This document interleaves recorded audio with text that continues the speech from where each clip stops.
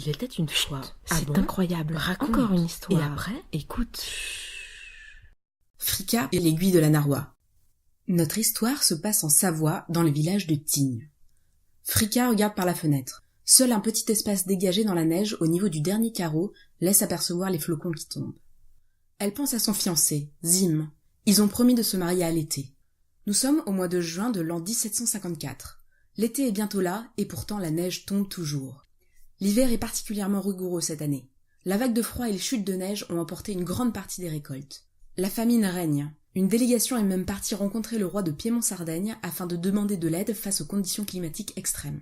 L'hiver n'en finit plus. Fricka est dentelière, encore novice dans cet art. Ses ouvrages ne montrent pas encore un grand niveau de précision et de qualité, mais elle continue de se former auprès de sa mère et de ses tantes. Zim est colporteur.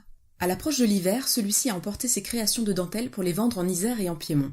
Il n'est pas encore revenu de son exode hivernal. Il doit ramener avec lui les marchandises qu'il pourra vendre, des couvertures, des draps, des boutons, ou encore du fil et des aiguilles, afin de constituer la dot et aménager leur futur foyer.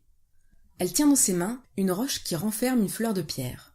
Son oncle contrebandier lui a expliqué qu'il ne s'agissait pas d'une fleur, mais d'une sorte d'animal marin qui ressemble à une étoile de mer ou à un oursin, et qui s'appellerait ancrine.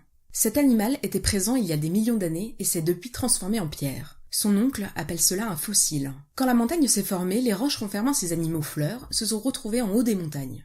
Mais Fricka n'a jamais quitté la montagne. Elle n'a vu ni oursin ni étoile de mer. Elle préfère croire que c'est une fleur. Nous sommes le samedi soir. La famille se prépare pour la veillée. Et ses frères et sœurs se rassemblent dans le lobohu et s'installent dans les arcibans pour écouter les contes de la grand-mère. Fricka, dans un coin de la pièce, veut absolument terminer son ouvrage. Ce soir, la grand-mère raconte l'histoire de la narwa. Au soir de l'épiphanie, les jeunes du village avaient l'habitude d'aller faire la fête dans les rues, le visage masqué. Passé minuit, les jeunes filles qui étaient sorties sans finir leurs ouvrages ou en l'ayant terminé hâtivement étaient alors entraînées par la sorcière, la narwa. La plupart ne revenaient jamais, et celles qui avaient la chance de sortir des griffes de la narwa revenaient au village, le corps marqué de coups, comme s'ils avaient été portés par des sabots de vache ou de bouc. Fricka frissonne à cette histoire, mais la soirée se poursuit et les contes s'enchaînent.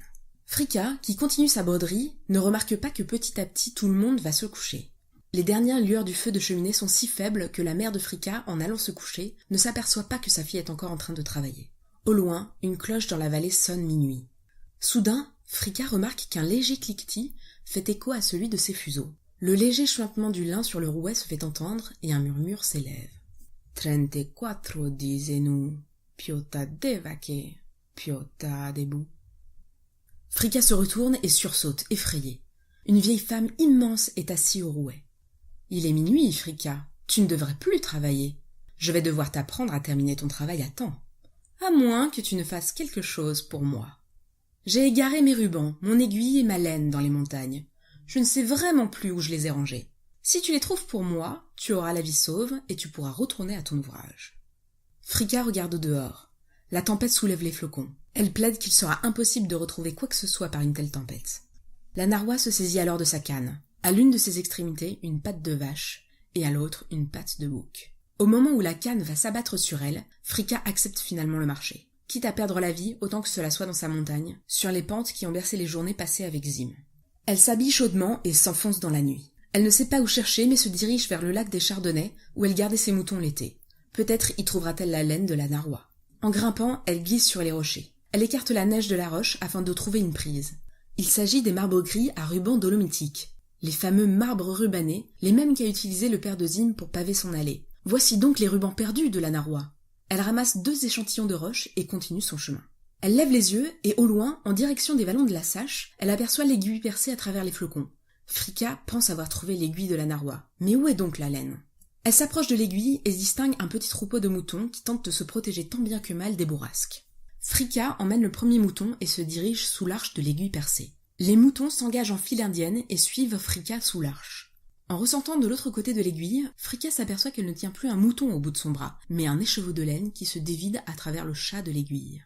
La neige cesse d'un coup de tomber. Dans un éclair, la sorcière apparaît aux côtés de Fricka. « Ah, finalement tu as retrouvé mes rubans, mon aiguille et ma laine. Je me disais bien qu'ils n'étaient pas si loin. » Sur ces mots, la narwa disparaît avec sa laine et ses rubans, mais en oubliant son aiguille.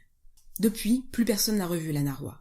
Fricka est descendue de la montagne, a retrouvé les siens et a pu épouser Zim. Seule reste l'aiguille percée, symbole de l'exploit de Fricka face à la narwa.